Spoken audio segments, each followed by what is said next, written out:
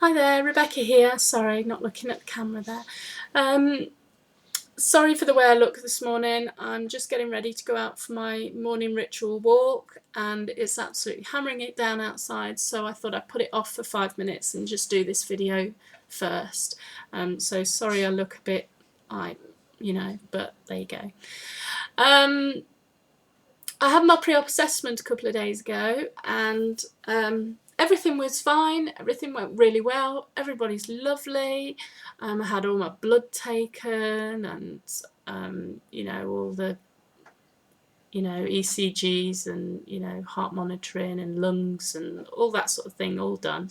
I also had an anaesthetic review which went really well, very positive, so I've got no worries on that score now.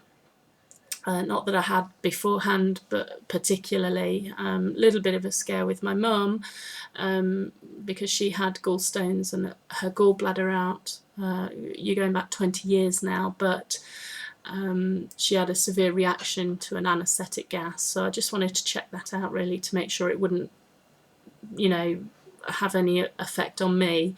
But they don't use that gas anymore and they have sort of things in place. So quite relieved about that. So that all went really well. My pre-op weight that I have been weighed in at is 122 kilos, which is 270.3 pounds. So that's my weight now.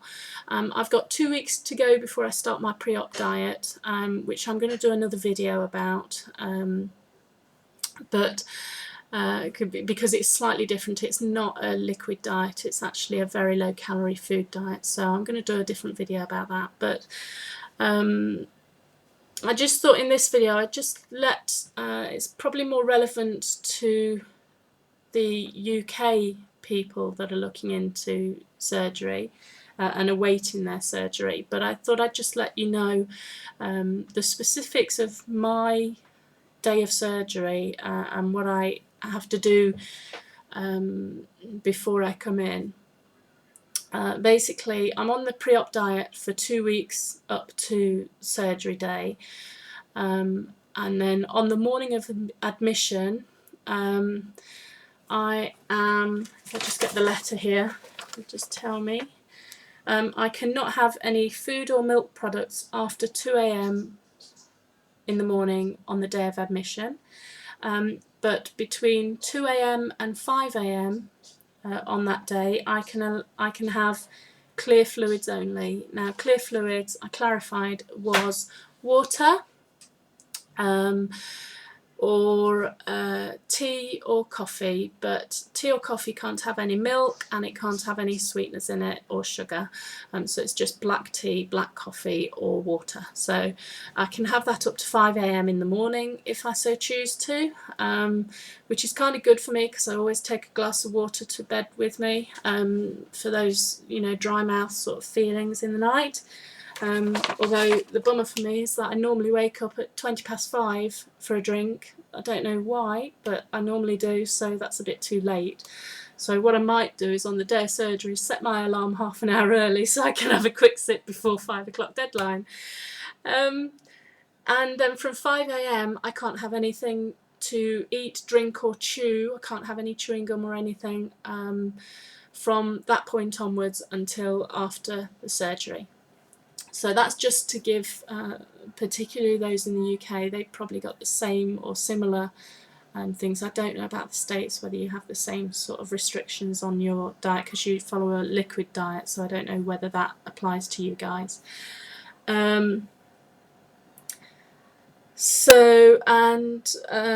Probably everybody has the same. They have to take their medication with them. Any medication that they're taking, they have to take with them to the hospital. So you've got to make sure all that and all the packaging that you use for that is all handy.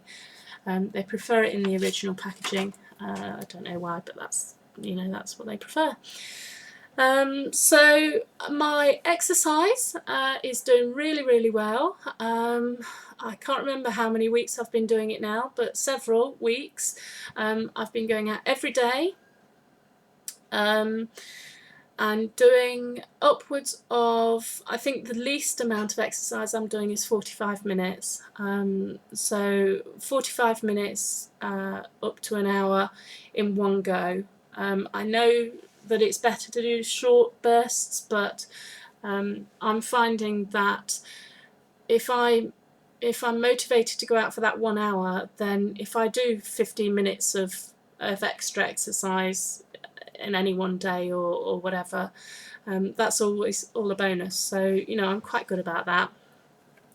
So I'm doing the sort of the block exercise, and then I will try to fit in an extra 10 minutes or 20 minutes in separate sessions later in the day. But that's the other thing, is to be motivated enough to go out in the morning, because that's when I'm an early riser, so that's when I'm at my best, is to sort of get myself up, get myself ready and go out.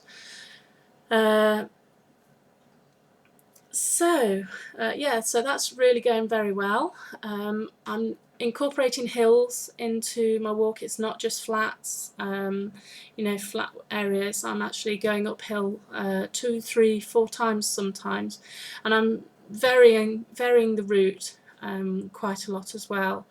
I've got my favourite route, which takes me up 1, 2, 3 hills, and then obviously back down the other side.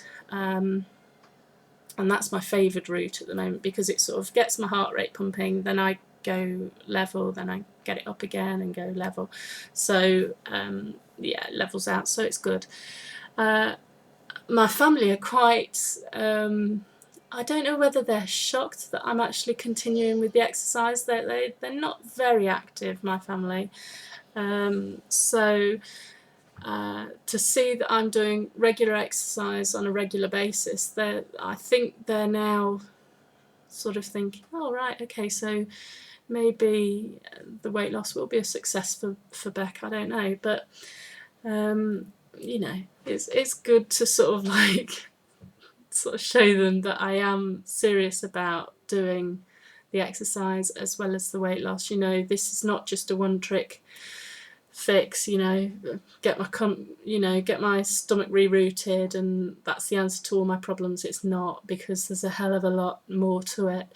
You know, psychologically, emotionally, physically, you know, I've still got to get rid of these sort of flabby bits that will come here. I know they're quite, you know, flabby at the moment, and they're only going to get worse. So, and top of my thighs and things like that. So I'm very conscious of that at the moment. Somehow it's heightened that I want to try and not eliminate, but reduce the amount of excess skin that I know I'm going to have a lot of it, but try and almost tone the muscles up underneath to try and cope with the skin sort of retracting a little bit. Or I know I'm going to have to end up looking at plastic surgery at some point, but I figure that if I'm doing this now, then I'm giving myself the best opportunity to get through the operation, first off, by being fitter, and giving my skin a better opportunity of elasticity, you know, because although the weight loss comes off quickly, if I'm exercising at an appropriate level, it's not going to burn my muscle mass as quick as it will burn the fat off. So hopefully the fat will go first, not the muscle, especially if I'm exercising. So that's me. Anyway, that's my alarm going off, so I'm going to have to go. And that's my 10 minutes, I think, coming up. So I shall see you again soon. Bye.